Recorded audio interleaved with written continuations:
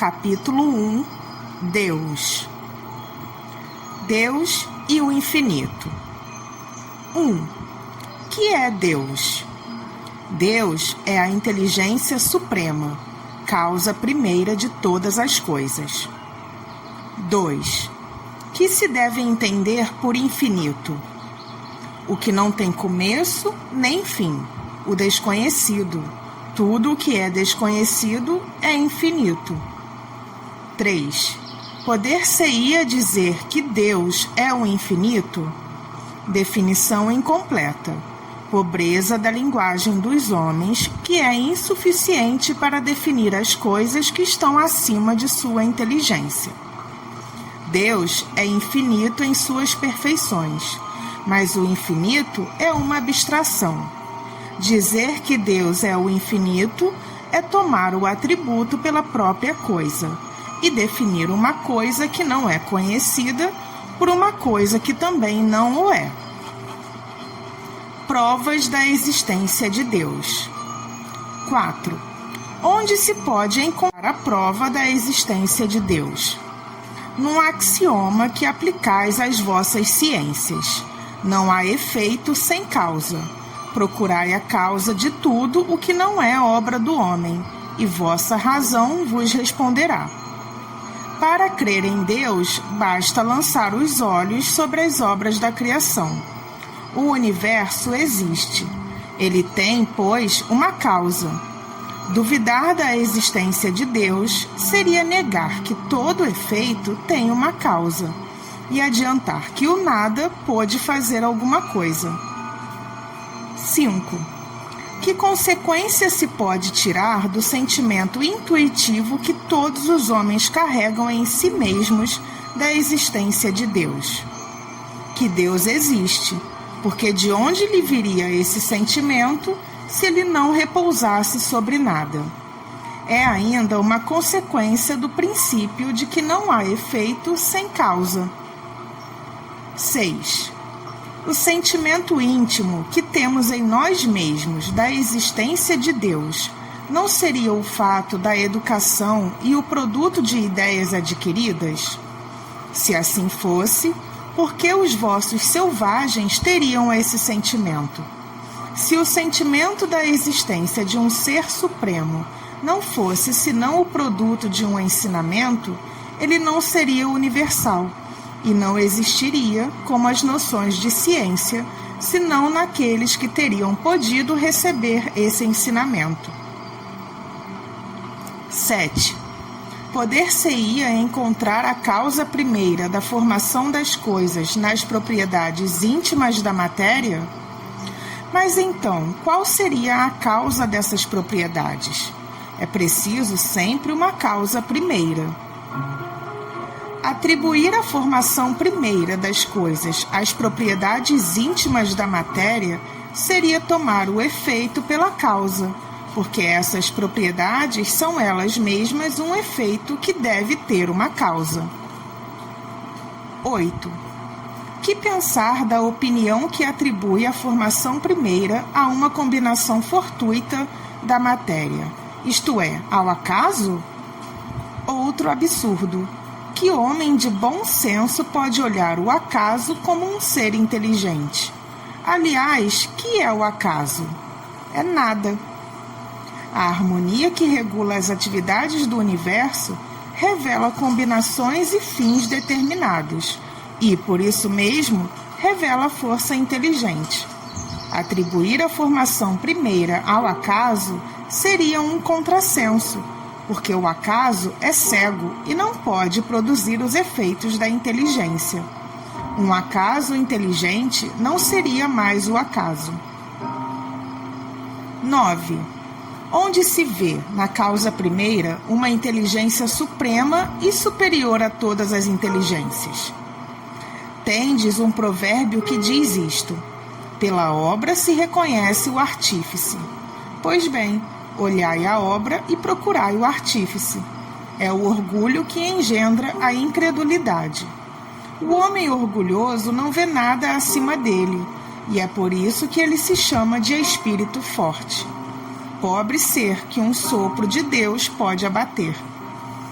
Julga-se o poder de uma inteligência pelas suas obras.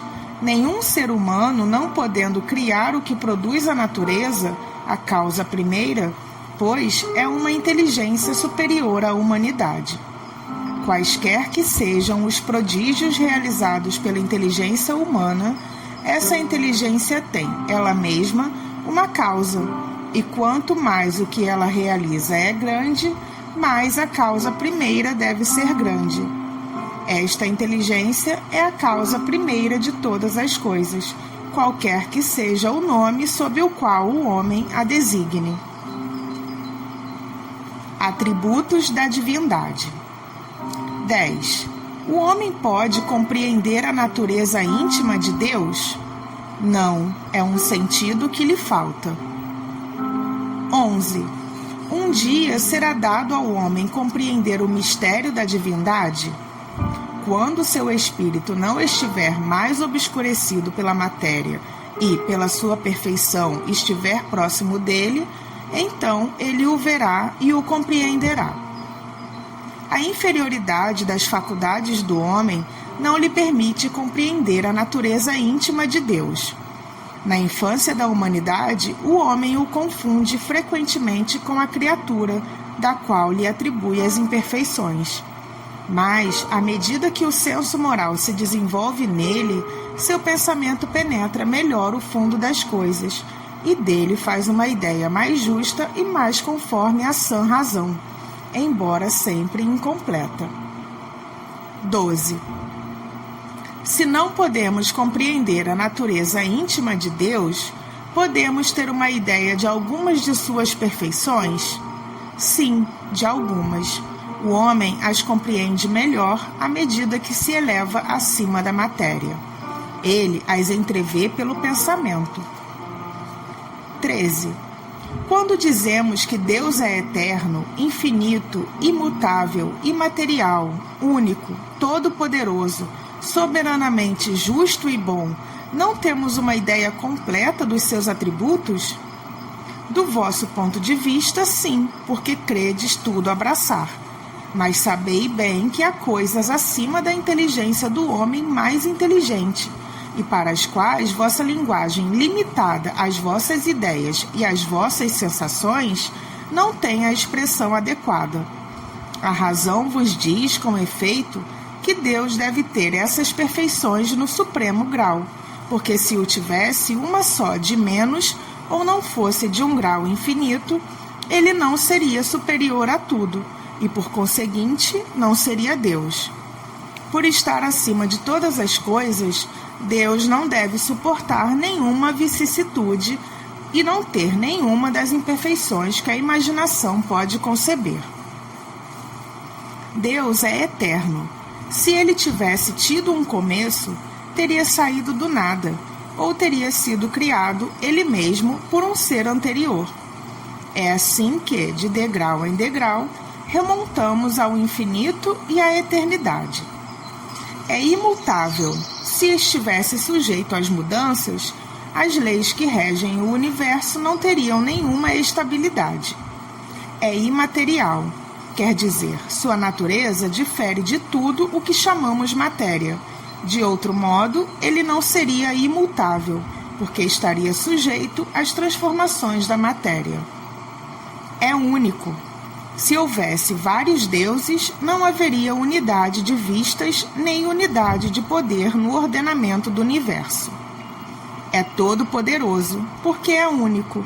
Se não tivesse o soberano poder, haveria alguma coisa mais poderosa ou tão poderosa quanto ele.